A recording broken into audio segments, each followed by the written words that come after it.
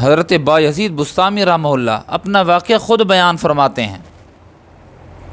آپ نے فرمایا کہ ایک مرتبہ ہمارے علاقے کے لوگوں نے، ہمارے محلے کے لوگوں نے کہا، ہماری بستی کے لوگوں نے کہا کہ کافی دن ہو گئے ہیں بارش نہیں ہو رہی، بارش نہیں ہو رہی، نہ جانے کس کی نحوست ہے کہ بارش نہیں ہو رہی۔ بایزید کہتے ہیں جب یہ خبر مجھ تک پہنچی کہ لوگ کہہ رہے ہیں نہ جانے کس کی نحوست ہے کہ بارش نہیں ہو رہی، اپنے آپ کو کہنے لگے بایزید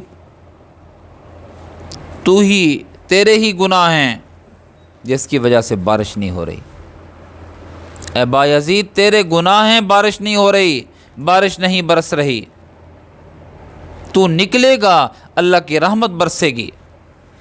حضرت بایزید رحمہ اللہ فرماتے ہیں کہ میں نکل گیا اپنے آپ کو گنہگار سمجھتے ہوئے، اپنے آپ کو ملامت کرتے ہوئے میں نکل گیا، شہر چھوڑ دیا۔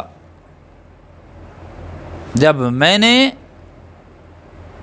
اپنے آپ کو گنہگار سمجھتے ہوئے عجز و انکساری کا مظاہرہ کیا تو اللہ رب العزت نے میری اس عاجزی کو دیکھتے ہوئے اللہ نے مجھے ابدال کا مقام عطا کیا، اللہ نے مجھے ولایت کا اعلیٰ منصب عطا فرمایا، میں وقت کا ابدال بنا۔ آج ہم ایک نیکی کرتے ہیں، چھوٹی سی نیکی، ہم مراقبے میں بیٹھ جاتے ہیں، انتظار میں بیٹھ جاتے ہیں، ابھی جبریل آئیں گے اور آ کر ہمیں ولایت کا تاج ہمارے سر پر رکھیں گے اور کہیں گے کہ تو اللہ کا ولی ہے اور تیرا یہ کام ہو چکا ہے اور اب تو جنت تیرے نام الاٹ ہو چکی ہے۔ وہ ایسے عاجز سے ہزاروں لوگ ہوں گے لیکن مجرم کس کو قرار دے رہے ہیں؟ رحمت میں رکاوٹ کا سبب کس کو بتا رہے ہیں؟ اپنے گناہوں کو۔ تو پھر اللہ رب العزت نے وہ مقام اور مرتبہ عطا کیا میرے عزیزو کہ اللہ رب العزت نے ان کو وقت کا ابدال بنا دیا، وقت کا بہت بڑا ولی بنا دیا۔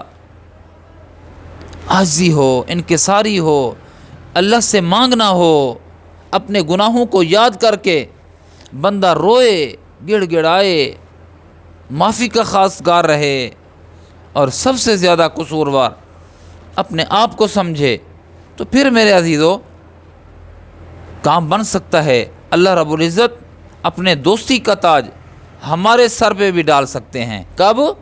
جب ہم عاجزی اختیار کریں گے، اپنے آپ کو گناہ گار شمار کریں گے، اپنے آپ کو مزکا مصفا نہ سمجھو کہ میرا تزکیہ ہو چکا ہے، بلکہ اپنے آپ کو عاجزی میں گناہ گار سمجھو اور واقعتاً گناہ گار سمجھو۔ جس طرح بایزید بسطامی کی عاجزی کی وجہ سے اللہ نے ابدال کا مقام عطا کیا تھا، ہم اگر عاجزی انکساری اختیار کریں گے تو اللہ رب العزت ہمارا نام بھی اولیاء صدیقین میں شمار کر دیں گے۔